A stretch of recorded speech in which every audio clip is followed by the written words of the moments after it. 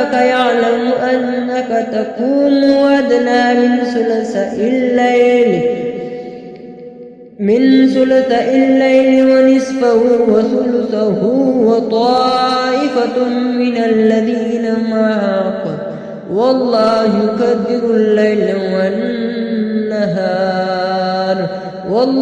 يقدر الليل والنهار علم أن لن تحصوا فتاب عليكم فاقرؤوا ما تيسر من القرآن علم أن سيكون منكم مرضى وآخرون يضربون في الأرض يبتغون من فضل الله وآخرون يقاتلون في سبيل الله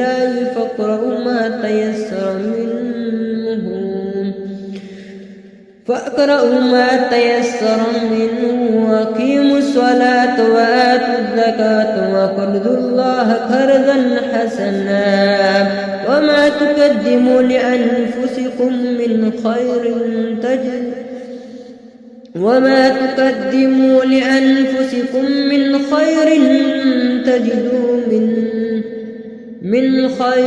تجدوه عند الله وخيرا